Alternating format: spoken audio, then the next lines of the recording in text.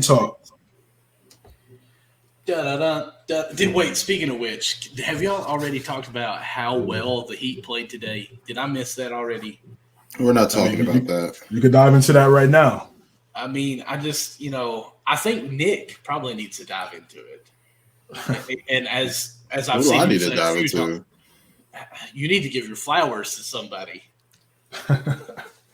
So UD, I'll give him once he's out, man. Oh, go ahead. I need to step back and listen. Nikolai, go ahead. Oh my God! I mean, why don't you take the tell me? You're the Heat fan here. Because I want to hear. I want to hear it from you. Udonis Haslem. Please. Udonis Haslem in his final NBA regular season game. This is probably his first game in probably 2 years. Who knows? But whoa! Come on now. Be nice. Let's rewind this and start over. Let's take it back from the top. Udonis Haslem in his final regular season game had 24 points on 9 to 17 shooting. It was a great sight to see. Dwayne Wade was out there with his family, so it was definitely a lot of nostalgia there. It was a beautiful moment. What I'm saying, seeing him with the ability to go out there and shoot 3-pointers. Get to the basket. Really, I mean, give credit to Eric Spoelstra, really allowing him to really shine in his final regular season game. So definitely kudos to him. And as we see, the Heat are officially in the play-in tournament as they face the Hawks this Tuesday. Mm-hmm. So Haslam was worth that $1 million, right? For this 24-point game. I seen a stat on my Twitter because obviously I follow a lot of Heat stuff, but it said I think he had 20 or of his 24 points, he had 13 in the first quarter. It said it was the most points he'd scored since 2015 in a quarter. So I mean, awesome. Yeah. Listen, a really good role player in Miami, stayed with one team for his entire career, champion. That mid range early in his career, that midi was on. He definitely had that mid range on the baseline. He was definitely known for that. Me and a couple of my guys, we were talking about that and talking about Udonis and how well he was playing. It was a good game. It's a feel good game for him. It's meaningless, kind of pretty much a meaningless game for Miami. They really had the play-in. Play-in was already clinched for them. They were already going to play in the play-in whether they won or lost. So for this to be his last regular season game, for it to be in Miami, like Nick said, Wade was there rocking the Haslam jersey. It was a special moment. It was a special moment. Good for him. Good for his family. It was cool. Right, you know what this was real quick, bro? This was almost like senior night. Your last high school game. Yes. And they're like, what? Let's just put the guys out there. You know what I'm saying? It's just funny. Yeah, they're going to take that momentum into this play-in game on the 11th, spank the Hawks, and move on out and get ready for the playoffs. Okay, so you got so Michael got his prediction. Miami beats Atlanta. Nick, who you got?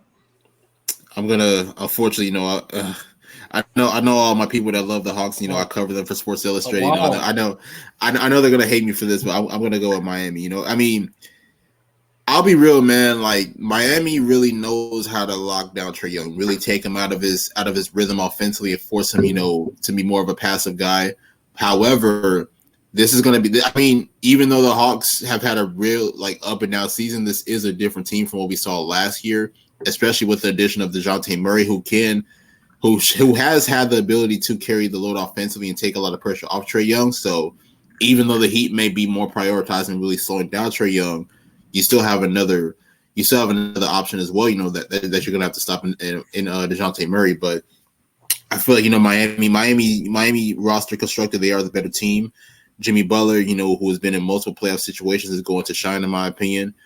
And then of course you got other contributors, Bam Adebayo, Tyler Hero, and the list goes on and on. So with this being a home game for them, in the play-in tournament, I definitely feel like they're gonna come on top. Yeah, this is going to be a good game. This is not going to be like last year when Miami won in 5 because it was easy. It was easy for them just to trap Trae Young, get the ball out of his hands, make someone else beat them. And now with the addition of DeJounte Murray, like Nick just said, that makes things a little bit difficult. He could create his own shot. He could set up things for others. He could score. So they have to worry about that, especially in a kind of a one game elimination style.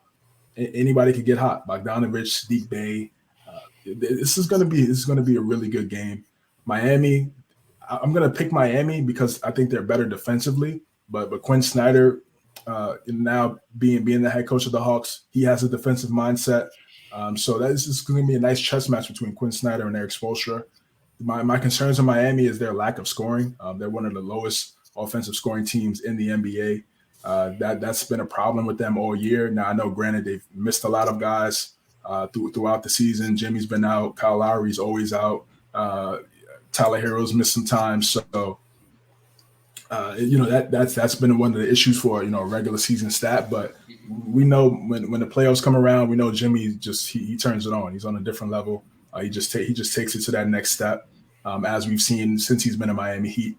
So because of that, I think they have the best player in this game, and they have some chemistry. I think they have the best coach in this game. So I'm gonna go with the Miami Heat and a really exciting, fun matchup on.